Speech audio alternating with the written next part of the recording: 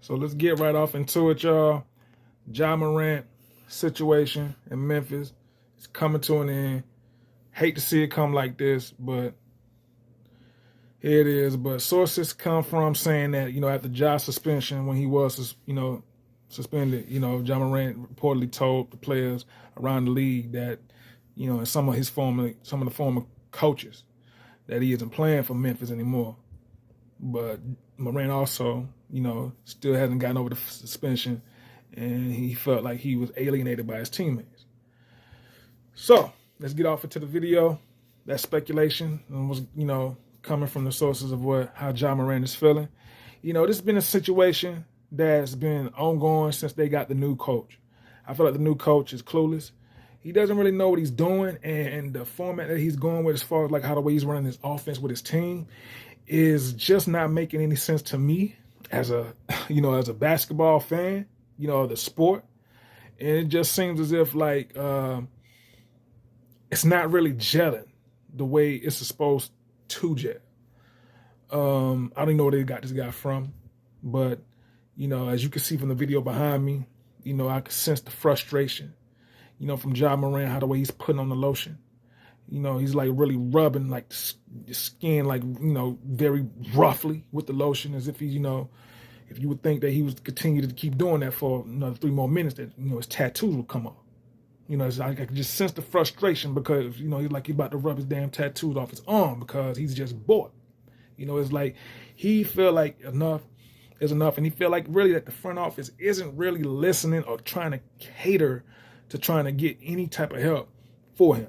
As far as like with players goes, they haven't really had no solid big man that can really like get any rebounds or show, to really like bring the team to some sort of type of feeling like, okay, we can really set and really, make a run for the playoffs.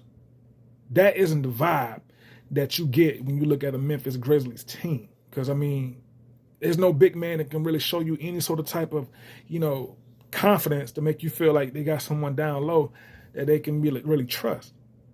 And build that trust factor itself to make you feel like they can, make a run for, to compete in the playoff race.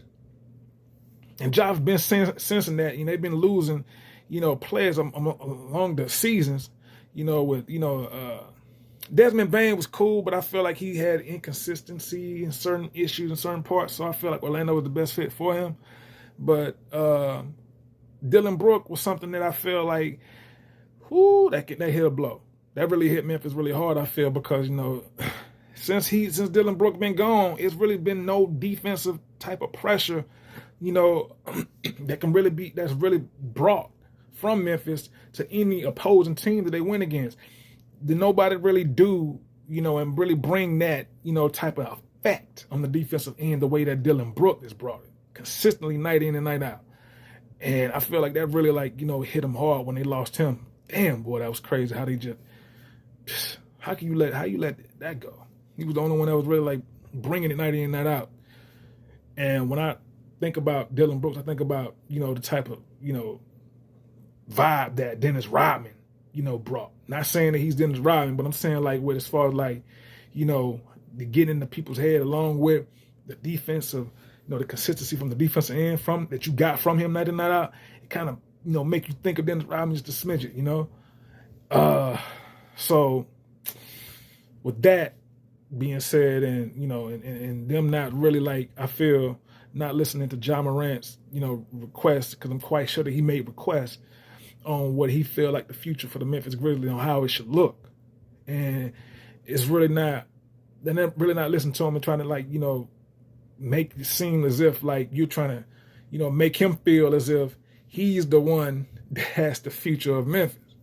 So when you're a player and you don't feel like the front office is really not giving you like making you feel as if you could be the future for Memphis, and then you bring this new head coach in that really like don't get it, and then you try to go with the new, approach that he's bringing.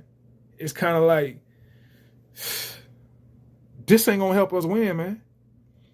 And on top of that, when Memphis Grizzlies were playing on TV, it was a challenge, a coach's challenge, really, off of a play that was clearly like that should have went back to Memphis. I think it was the last game that was on NBC, that they played on NBC at home when they was at home. The last one that they had at home on TV, on NBC on Peacock. And he didn't even challenge. And I'm like, what is this coach doing? Is he even looking and paying attention to the game? So, and then on top of that, with the new offense, Ja ain't even feeling it because he ain't even running the, how the way the coach got it designed, because they've done it and it's not been clicking, it's not been working.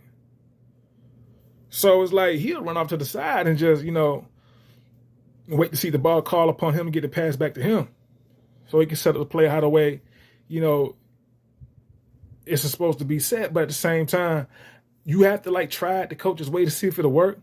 It's kind of like people weren't feeling like when Phil Jackson was the coach for the Lakers. The whole triangle. When that they weren't trying to run out, because the triangle offense is not an easy offense to try to,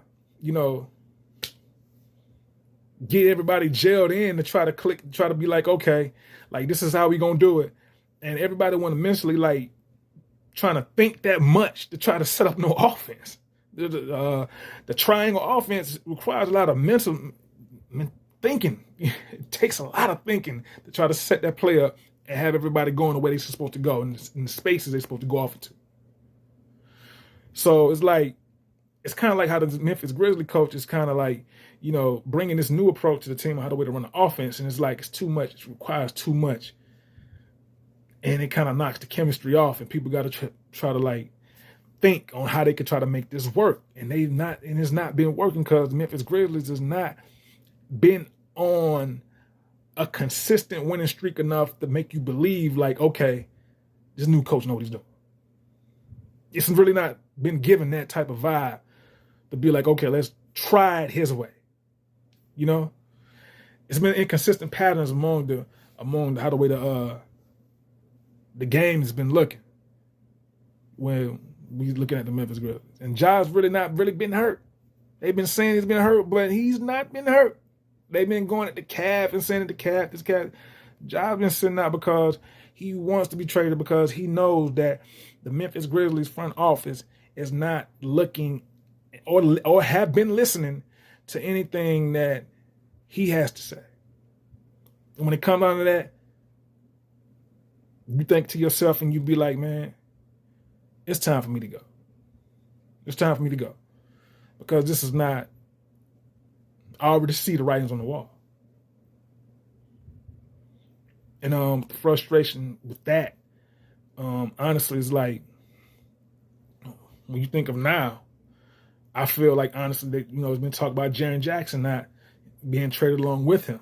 Because Ja Morant and Jaren Jackson, I feel like, to me, is a package deal. I feel like they both should go together to a new team, and you bring Jaren Jackson along with Ja to a Miami team. I feel like Miami is a team that a lot of people don't really got the eyes on right now, but they are a 3-point deadly shooting type team. And they can really make a lot of noise. A lot of noise. And I feel like Ja will fit perfectly with the Miami Heat. Along with, and on top of that, if Jaren Jackson come along with him, that's another 3-point shooter and a big man. That's extra. That's extra ammunition along with, the damage that can be done with the 3-point range, with the shooting and things like that, and how things can really be gelled in and how things will look. On top of that, on the offensive end, and I feel like they could be really a team to be reckoned with, and a team that can really compete on a night in, night out basis to really like make a push forward to the playoffs if gelled correctly. This is something that I feel like it's supposed to happen. Ja's not going to get no help in Memphis. He's not going to get the players he needs. He's not going to ever go anywhere with the Memphis Grizzlies. No one really wants to come to Memphis to play because it's not a championship. It's not a team that they're going to push for. It's too black. And I have to just tell the truth. A city like Memphis is too black for the NBA to want to ever push to try to go compete for any type of playoff championship type of caliber. It's a fact. No politics in with this. This is just strictly just raw and unfiltered. Like, that's the truth. That's why Atlanta never really got the way they wanted to be. They got in the playoffs, but it's like, It's like you hang the steak over the head, like, and pull the steak back. It's like the Wolves gonna get mad. Pulling that raw steak away from them like that and teasing. That's what they did with Atlanta Hawks. It's too black.